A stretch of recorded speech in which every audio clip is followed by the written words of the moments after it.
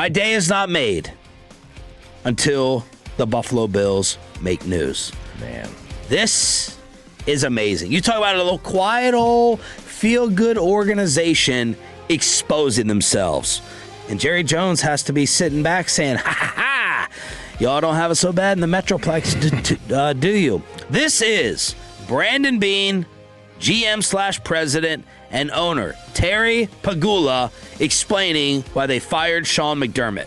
My decision to bring in a new coach was based on the results of our game in Denver. Oh. I want to take you in the locker room after that game. I looked around. First thing I noticed was our quarterback with his head down, crying. I looked at all the other players. I looked at their faces and our coaches. I walked over to Josh. He didn't even acknowledge I was there. First thing I said to him, I said, "That was a catch." We all know what I'm talking about. He didn't acknowledge me. Again. He just sat there sobbing. He was listless. He had given everything he had to try to win that game. And looking around, so did all the other players on the team. So their devastation in the locker room and a bad call, they based it on the results of the game. Yeah. Pegula and the GM both saying it was a bad call, and you allowed that to lead to the firing of Sean McDermott. Right. It's look, the Bills, man, they showed yesterday they are the Dallas Cowboys that nobody cares about. Like, that's what they are. This was a disaster. And did I read somewhere? This was the first time in like 6 years he did a Q&A? I don't know. He hadn't done. I had never heard him talk. After listening to this, I wonder where he got his money from. How the hell? Fracking. Mm-hmm. What? Take me through the thought process of watching the guys devastated in the locker room and Josh Allen ignoring him twice. That leads you to believe and think Coach has to go. Yeah. How do those two align? It doesn't. You got to anger fire somebody for being ignored, and it's not going to be the quarterback, I guess. But I mean, the fact that also, like, did he really go up to a crying Josh Allen and go, "Hey, that was a catch, buddy. You got screwed"? It's like clearly doesn't feel like the time or place to go like, "Hey, just so you know, you definitely were screwed out there." So that was a if you catch. feel bad, that was a catch. Gosh. Here's the truly viral moment, though. They were asking about the wide receiver core. It's weak. Does Josh have enough weapons? Keon Coleman, second-round pick, has been a disappointment. And Brandon Beane is talking about player personnel. The owner interrupts. Yeah, can I interrupt? I'll address the Keon situation. The coaching staff pushed to draft Keon. I'm not saying Brandon wouldn't have drafted him, but he wasn't his next choice. Ooh. That was Brandon being a team player and taking advice of his coaching staff who felt strongly about the player. And, he's taken, for some reason, heat over it and not saying a word about it. But I'm here to tell you the true story. Guys, we do have breaking news right here on 105.3 The Fan. The Bills have traded Keon Coleman? Keon Coleman is still on the Buffalo Bills. Okay, all right. He's still on the team. I don't know how. Little reminiscent of Jerry, kind of like throwing Diggs and Steele under the bus at training camp. But this is the owner sitting up there saying, we didn't really want him. We didn't. The GM didn't really want him. He's still there. Poor Keon Coleman just sitting there hanging out, minding his own business. And he just, I would love to see his phone yesterday just blow up. Yep. And I feel bad for him. I mean, this is a kid that the system has completely failed. He didn't know how to sign his name on his contract. I know. The system completely just passed him through. He's like an autograph, failed him. and the Buffalo personnel guy or contract guy is like, your signature, and it was not landing. Yeah. He's like, initials? He's like, however you sign your name. And he's like, okay. Well, the internet went and dug up draft evaluation film of Brandon Beane scouting. Keon Coleman, we take you inside the Bills' war room. Basically, when I went to bed that night, I was like, it's Keon unless someone just blows us away. We didn't feel anything was attractive enough for us to pass up on Keon. Barring someone offering us something stupid, we'll take Keon Coleman.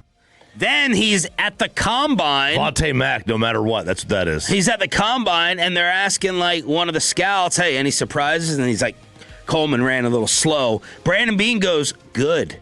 That'll make it easier to get him in the second round. So there's Brandon Beane. What's his name? Brandon Beane getting busted, even though I think he tried to follow up a couple times like they do in the Jerry pressers. And he's like, just to let it be known, guys, like, that was my pick. Yeah, he said specifically his quote was, ultimately, I'm not turning in a pick for a player that I don't believe in. Keon's issues have not been on the field. They've just been maturity things, which he owns. So Keon Coleman, the big reason why this came up even was by the time the playoffs rolled around, I think he had fallen to like 6th on their depth chart. Yeah. And he had issues. He had gotten benched or suspended or something by the team in November.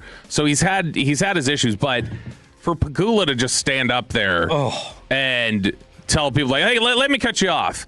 These jokesters that I have as head coaches and assistant coaches, it's really their fault that we have this trash player that's currently on our roster that we're rolling forward with. The amount, you have a horrific press conference when you have to do all this clarifying. Later to the Associated Press, the owner said, I wasn't referring to McDermott, like not wanting him. It was another coach whom he declined to name. So you're giving the power in your draft room not to your head coach or your general manager. That sounds like you suck, Terry Pegula. Even if that's true, which it's clearly not. Brandon Beane wanted him. But even if that's true, that sounds like you just blow off chain of command anyway. Then he blew off the opinion of his other players. They're like, hey, what about Jordan Phillips? What about all these guys who are taking to social media upset over McDermott being gone and the culture that he built? Pegula said, everybody has their opinion. We can all speak. I don't look at that stuff, so I don't even know who those players are. Trust me. Yes, I don't look at what everybody is saying. I made the decision, and it's my decision.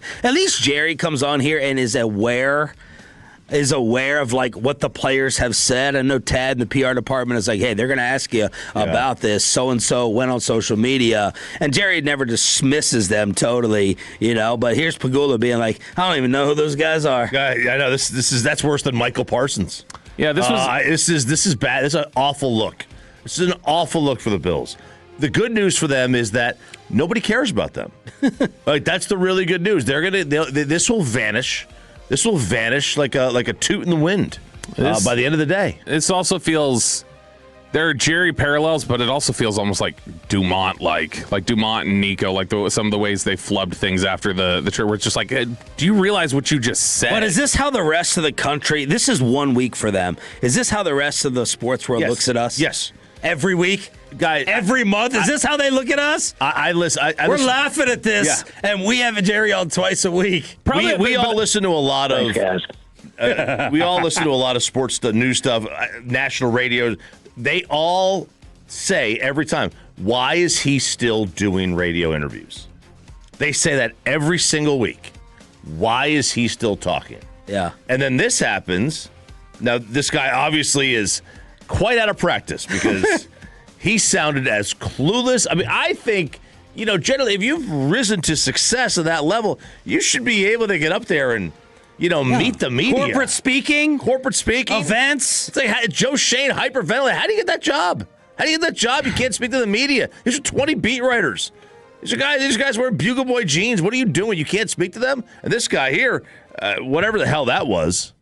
Buffalo fans have had enough as Pepe has been spying, not just on Filthy, but apparently on WGR in Buffalo. Gina's not happy. I then move on to a statement that Chris Brown made, and I can't quote him, but what he did say about the refs is inconsistency breeds conspiracy. So put a boot up their ass and get them the hell out. Now, on to Sean McDermott. Sean McDermott, if you were standing in front of me, thank you. Thank you, Sean McDermott. I believed in the process. I believed in you. And I believed what you preached. Faith, family, and friends. Most of all, faith. I wish you well, Sean McDermott, because wherever you go, you will be a success. And I hope you win a Super Bowl. And to you, Brandon Bean, you better show up. You better show up because the wrong man got fired, in my opinion. You better show up. All my eyes are going to be on you. You think you got in Terry Pagula's ear? You may have, but I don't have the rest of my life. I want a Super Bowl right now. So thank you, WGR. Go Sabres, and Brandon Beam, I'm watching you. Oh, baby! That's got to be G-Bag of the day. That's amazing. I guarantee you, she's an amazing bowler. I mean, I feel like most people live in Buffalo, probably. She has. You think she was called with wearing her glove? She wears the glove. She got the fingertip grips. I mean, she is a 220 bowler. You just hear flicking a cigarette, going, "You're up, Marge." Yes, that was awesome. And she keeps score. She keeps her own score. She doesn't use the. She's got her own bag. You think she's got her own ball? She brings the old little. Is her bowling ball in the back of her car? 1,000%. If you're a Buffalo fan, though, you're waking up this morning like terrified about, this organization is not as stable as I thought it was. Yes, and like I would especially feel like Dayball's at the top of a list. I was thinking I would feel like walking out of this, even if I was in favor of firing McDermott at the end of the year. After I've heard everything, I'd be like, they might have fired the wrong person. Totally, I'd be like, Sean, can you come back? Can you come back? Look, so that has brought me great joy. And so has this. I was sitting there driving back from one of my 3 generator appointments yesterday. Wow. And the G-Bag Nation was making me laugh update by update because the Philadelphia Eagles offensive coordinator job is toxic. Nobody wants to come around it, apparently. Diana Rossini, the Eagles are conducting their own OC search with the understanding that Brian Daboll wants the Bills head coaching job. If he doesn't land it, he's expected to wind up in Tennessee as the OC for Cam Ward and the Titans. Philly was even willing to give Daboll and Mike McDaniel, Chargers, full autonomy over the offense, according to Jeff McClain. So this is reading as if Brian Daboll would rather be the offensive coordinator in Tennessee than Philly. They interviewed Matt Nagy yesterday, who nobody wants. Rossini says the position is not viewed as an attractive opening. Quote, I think coordinators on this list are aware that navigating that town is difficult, not the easiest place to step into, especially if you're looking for a successful few years. And this, of course, is marking the 5th OC search in 5 years under Sirianni. They don't want it. It's amazing. If you've got if you are a up and coming, nobody knows your name, right? You need a little bit of a boost. You're going to get known. Like, you will get known. Yeah. Your name will be out there. Yeah. But if you are somebody who has options, why do you want to deal with the fans? Or Hurts. Part of this is Hurts. That's what I'm thinking. Hurts is who I'd be terrified of working with. That goes without saying. But the fan base, like that, a normal fan base, you would probably get a little bit more grace. Would you be more normal fan base? Would you be more afraid as a head coach working with Brandon Bean at this point, or an offensive coordinator working with Hurts? Like, about your stability moving forward? Oh, that's a great I feel question. better working with Bean.